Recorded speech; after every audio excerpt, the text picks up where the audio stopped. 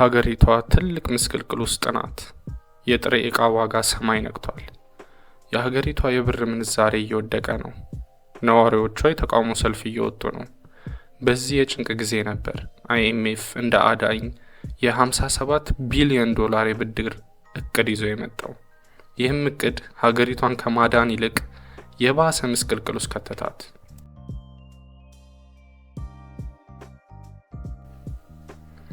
እያወራው ያለሁት በደቡብ አሜሪካ ስለምትገኘው አርጀንቲና ነው።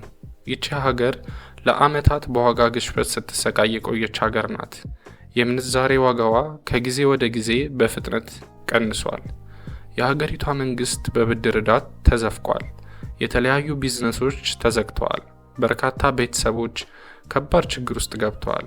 በዚህ ሁኔታ ውስጥ ነበር እንደ አውሮፓውያን አቆጣጠር በ2018 ዓ.ም አይኤምኤፍ ግዙፍ የብድር እቅድ ይዞ የመጣው። እንደ አይኤምኤፍ አባባል ይህ ብድር የሀገሪቷን ኢኮኖሚ ያረጋጋል ነበር ያሉት።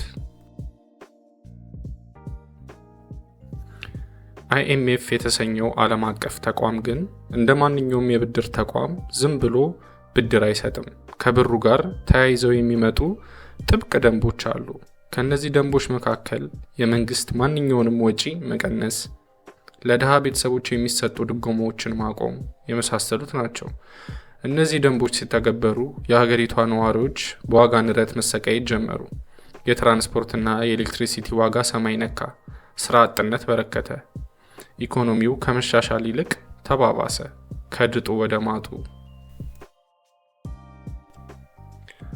ብዙ የኢኮኖሚ ተመራማሪዎች እንደሚሉት አይኤምኤፍ የብድሩ እቅድ እንደማይሰራ ያውቁ ነበር።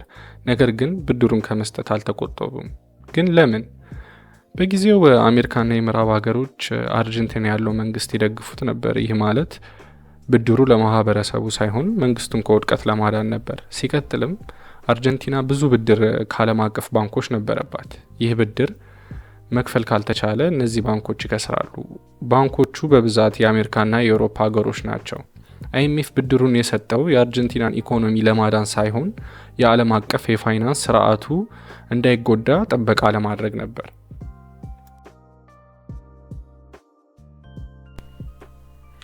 ከዚህ የምንረዳው የዓለም አቀፍ ተቋሞች ለአንድ ሀገር ብድር የሚሰጡት ለራሳቸው ጥቅም ነው።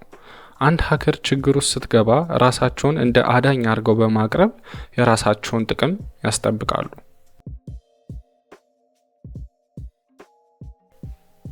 ስላዳመጣችሁኝ በጣም አመሰግናለሁ።